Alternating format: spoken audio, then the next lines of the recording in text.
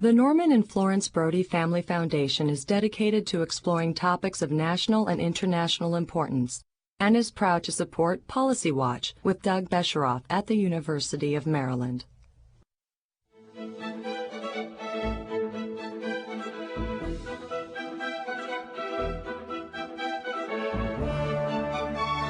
From the University of Maryland, this is Policy Watch with Doug Besheroff. Over the last 40 years, the number of American households with a stay-at-home parent has dwindled as women have increasingly joined the workforce and more women are raising children alone. How have parents been able to adapt to these changing circumstances?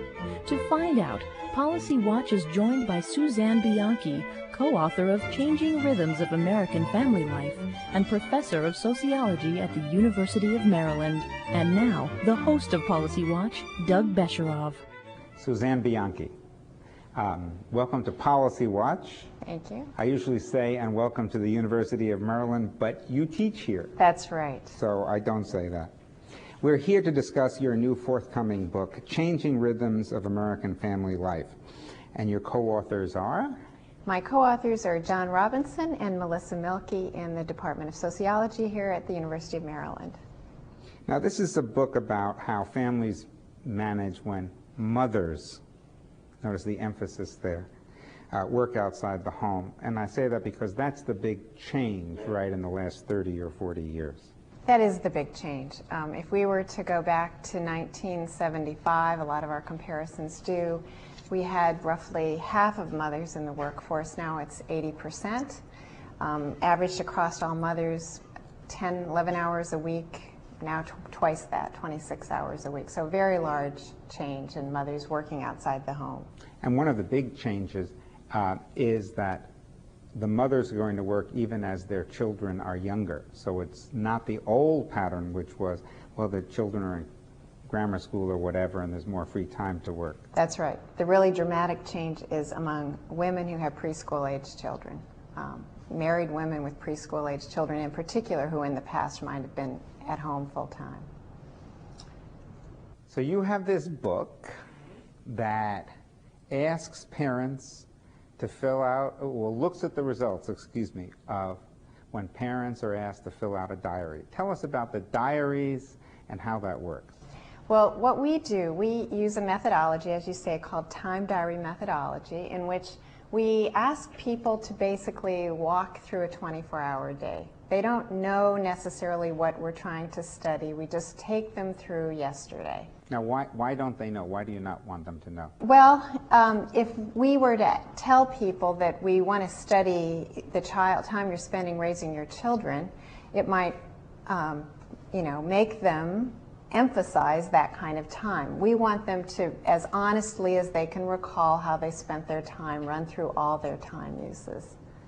And the feeling is that by having people recollect the day before, it's cognitively an easier task than just asking them a question, how much time did you spend with your children last week? People would come up with an answer, but that's a difficult thing to do because you've got to add together snippets of time that you spend doing childcare tasks. And so this is how we, the kinds of ways we capture time and analyze it in our book.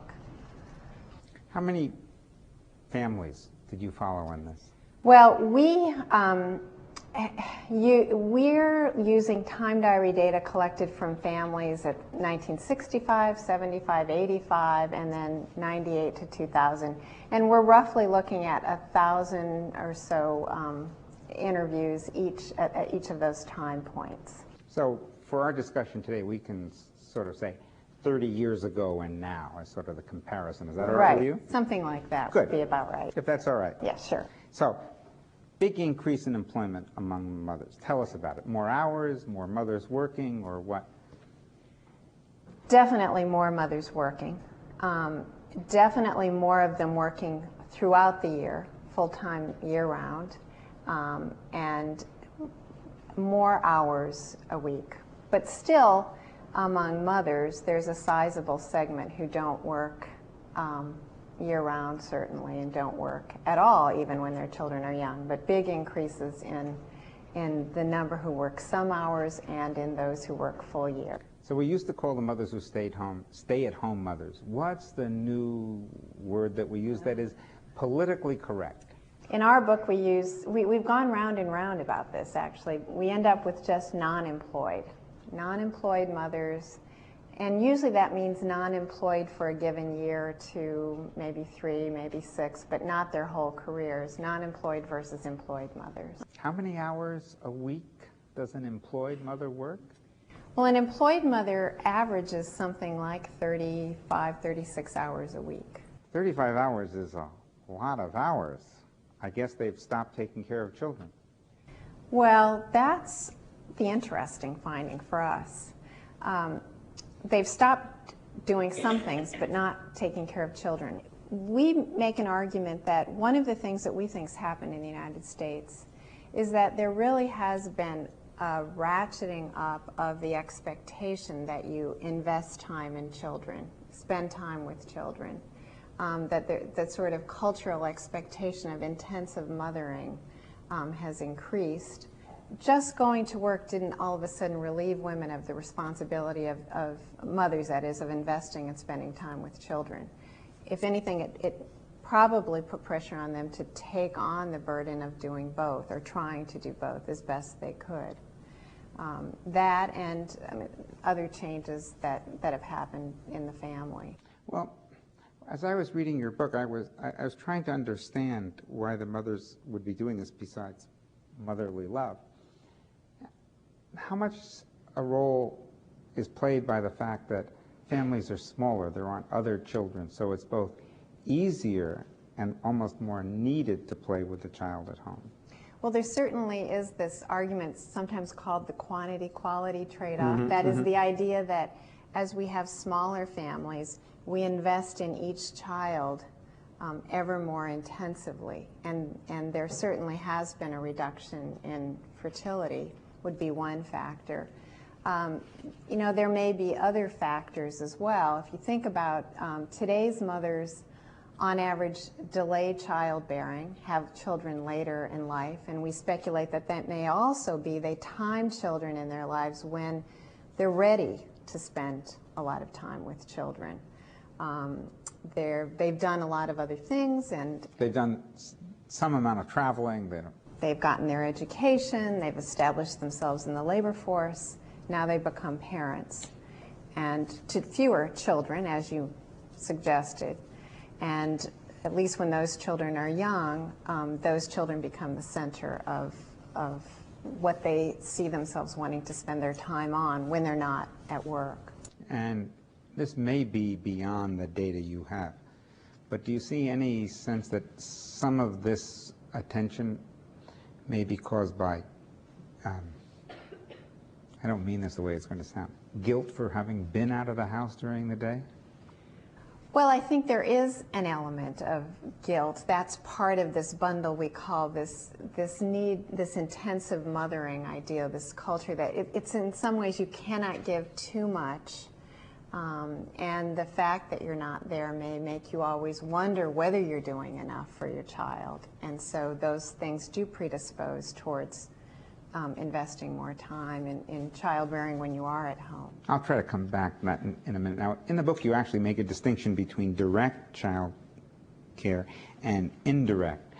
We've been talking about direct. What's indirect child care? Well, in the book, we talk about a couple of things. First of all, we talk about all time with children, not just time that you're doing something for the child, but time when you have a child with you, just in the room with you. Perhaps you're not focused on them. And we see that time also staying the same or increasing for married mothers. It's actually declined a bit for single mothers.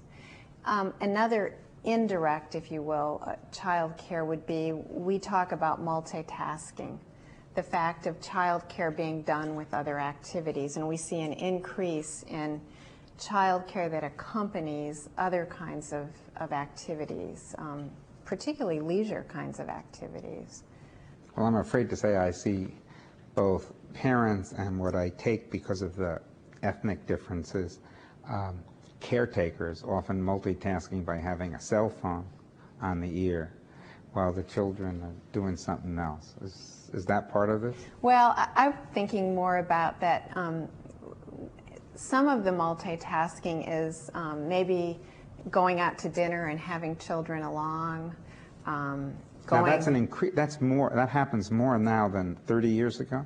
Yeah, I mean, and if you think about it, it's easier too. Because? Fewer children. Aha! I don't have to pay for 3 of those, just one. You don't have to manage 3 of them either, just one. And you know, just having. Said like a mother. Right. You can't just. I guess there's an array of activities. I mean, some of the leisure activities are pretty passive things like TV, but we actually find an increase in multitasking, going on outings, socializing, being out of the home sorts of things. It suggests to us one of 2 things. Either parents' leisures become more child-focused, or parents are more willing to take children along and include them in what would have in the past maybe been just adult-oriented kinds of leisure activities. Well, I'll bring this up and you should feel free to answer or punt, but that's beyond mothers working, that's a major change in the way children are raised. It is. I mean, in some sense, it goes along with the idea that you mentioned guilt, but if there is a guilt or a seeking to find the time to give to your children while you're also in paid work, I mean, where can you find that time? It may be by orienting your leisure more towards those kinds of activities that you can bring children along with you, and that would be what we think we see happening. So something's got to give, right? If mothers are working more hours, and remember we already apologized about, and we'll get to what the fathers are doing, and if it seems as if parents are spending as much or more time with children, simple math, right, says that either parents aren't sleeping or... Time is finite. Time is finite. And it does look to us like employed mothers give up a little sleep. They certainly give up on free time. They give up on the set of extras in order to, it looks to us, perhaps protect those things that are most dear, their paid work and the time that they spend with children. So one of the things you mentioned is that it looks as if there's less socializing with friends, or at least socializing with friends without the children present. Right. I mean, for the employed mother, there's less of that socializing, and when that socializing happens, increasingly it happens with children in tow. And civic volunteering? Civic volunteering is another thing that we look at. That's been something that particularly political scientists have been worried about, that falls by the wayside when you have an increase in employment. Mothers were the ones who did a lot of that. And we do see differences with employed mothers doing less of that sort of organizational, volunteering kinds of activity than non-employed mothers. So this makes the nuclear family much more important. For the set of children that are raised by 2 parents, yes, excuse me, you're exactly right, and we'll go there in a minute. But so this becomes, so now in these nuclear families, when there are 2 parents present, we have the fathers. Fathers become very important. Now, they've always been important. They're increasingly important to mothers because we see fathers increasing the time that they spend in child care. Married fathers who live with, those fathers who live with their children, a pretty dramatic increase, a doubling of the amount of time that they spend in direct child care since about the mid-'80s. Now, is this the same nurturing, interactive child care you were talking about before, or is it something else?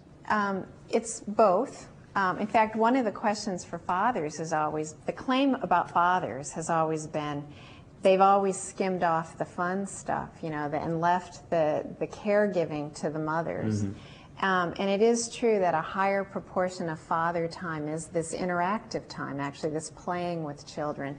But what we really see the increase is in their basic caregiving for children. The feeding, the diapering, Really? The transporting, the kinds of things that have been identified historically with the kind of care mothers give. Now, this is a pretty big change. So is this uniform in your sample, or are there groups where it's more prevalent or less? We look at it. More highly educated fathers do more of this than less educated fathers. But for both groups of fathers, the trends are upward. So across the board, for married fathers, fathers who are living with their children, we see an increase in the basic caregiving that they're doing for children and the time they're spending with their children. Now, are fathers working outside the home less? Not much less, maybe a little bit less at the margins, but for the most part, they've managed to add this child care time onto pretty much full-time paid labor force participation.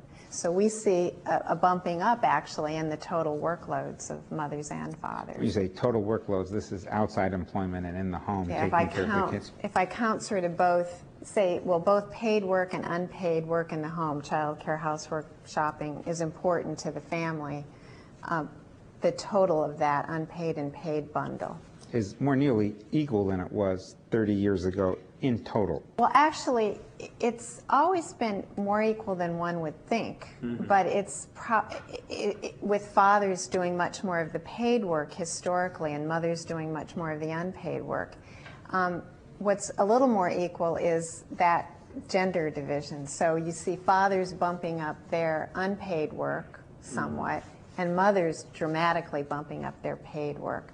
Mothers still do more of the work in the home, but they're more similar to fathers than in the past. Let's be careful, because people are going to get the sense that they're really similar. So why don't you roughly tell us the difference? Well, it's still the case today that mothers tend to do twice as much of the unpaid child care housework, but men do twice as much of the paid hours market work that go to the family. So if you add the hours they spend working in the workforce and in the home, they're fairly similar. So these gender differences still exist? The gender differences still exist, with mothers doing two things. One, they're much more likely than fathers when children are very young to not be in the labor force for a year or two. And when they are in the labor force, they work fewer hours for pay and do more of the work in the home. Now, this is a question to try to make it a little easier, because who knows what the future will be. But how are the lines doing? In other words, do you see greater gender equality if you carry the lines the way they're going? And there's no saying that they will. They could stop at any point. But do the lines look as if they're converging more? The lines suggest greater gender equality. Do they suggest that men and women are going to be doing exactly the same amounts of these work anytime soon, like in your lifetime or mine? I don't think so. But if we go out towards infinity, but they're... Maybe towards infinity. But there's still, I mean, we argue that there still are powerful breaks to sort of total equality. Breaks, I mean, like things that sort of retard that progress. Tell us about them. Tell us about them. Well, I think there are things like, for men, breadwinning still is a major way in which they are good fathers. So becoming a father doesn't relieve them of the responsibility of being, from their point of view, of being in the labor force full time. It's hard to do a full-time job in the home and in the labor force. Mothers, I've just said before, being employed doesn't relieve them from feeling that they need to give themselves over to their children. They need to give time to their children and their families. And that tends to cause them, I think, still when they have young children, to think about cutting back work hours. And so fathers do more work hours, mothers do less, and it makes people with young children probably the most, men and women there, the most dissimilar in terms of how many hours they're working for pay versus not. Now, I'm going to oversimplify grandly for a second. There is a gender gap in earnings. I think it's still 25 or 30 cents. Now, there are loads of explanations. Let's forget about what the explanations are, whether it's bias or education or women/mothers taking time off to take care of either their children or their parents. We haven't talked about parents or grandparents yet. But how much of this do you think is driven by the fact that in that economic reality, the man is still able to earn more than the woman, and that there's an economic trade-off being made as well. I think that is part of it. I mean, you're sort of in this cycle that's hard to get out of, because it makes economic sense when a child is born, perhaps for the less well-off earner to cut back on labor force participation, and so fathers make more money. However, it's interesting, even among couples where both are high earners, where both could presumably be the high earner, there still is more of a tendency for women to cut back labor force participation than men at the birth of a child. So it's more than just, I think, who earns the higher income. We also look at single mothers and track that, if anything, child care time, direct child care time with single mothers also has stayed stable or gone up. And that there, though the total time with children, we see some decline. We look at single mothers compared to married mothers on an array of factors, and clearly they're dealing with a lot more difficulty in balancing both paid work and child care demand. It really helps to have an extra set of hands in the house. I mean, for example, you could think about, if it's the case, the kids in two-parent families are increasingly having involved fathers as well as involved mothers. The children in the single-parent family now may have one involved mother who's trying to be as involved as she can, but they're missing the involved father, except for the fact that a number of those single mothers do live with other adults, either their own parents or a partner or another adult, which we don't pick that up very well, but presumably those people also are important and have some involvement in the children's lives in single parent.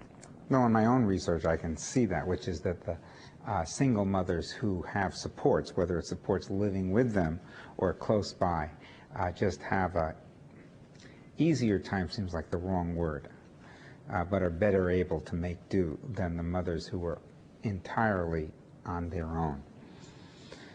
In fact, I think the research is that about 40% of single mothers have someone living with them, and so that's extremely helpful.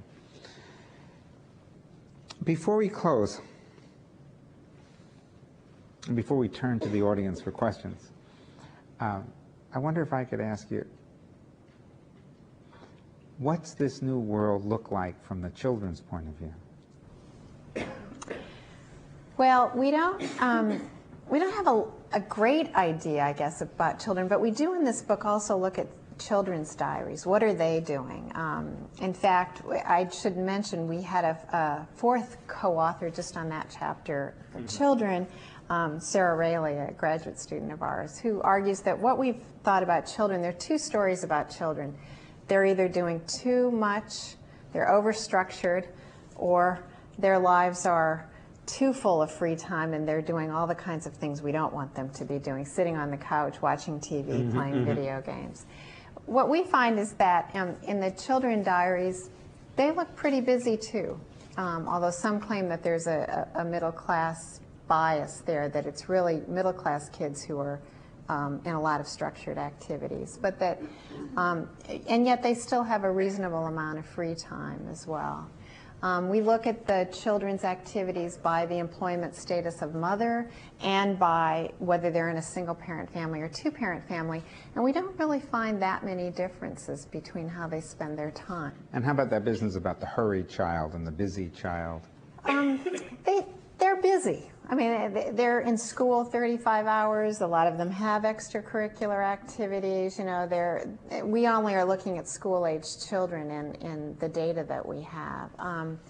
But there's also a sizable amount of unstructured playtime in their daily diaries as well. So there's a little bit of truth to both, I guess. That sounds fair enough.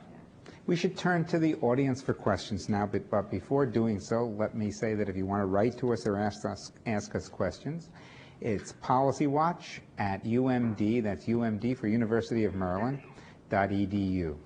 And we'll turn to questions now. I'd like to know a little bit more about your sample. You are? I'm Dorothy Rich of the Home and School Institute here in Washington. Well, our sample is nationally representative, and it represents all socioeconomic groups. It includes an ethnically diverse sample, with one caveat. We only interview in English-speaking households. So increasingly in recent years with immigration and maybe households in which no one is able to answer a question in English, we miss that segment. My name is Donald Cohen, and I'm just an interested grandparent. And I was just wondering how you would grade today's parenting versus parenting 40 years ago. If you could assign a grade to us, and possibly if you could say how the stay-at-home fathers are handling things and how they're doing. Well, stay-at-home fathers are still a small portion, but I think fathers in general, I'd give them a higher, well, I don't know if I'd give them, I think I would give them a higher grade. I think they are more involved in terms of child rearing. Their grade, I don't know. I think that parents are doing the best they can, but I have no reason to think they weren't also trying to do the best they could 30, 40 years ago. Suzanne Bianchi, thank you very much. Thank you, Doug, for having me. Thank you.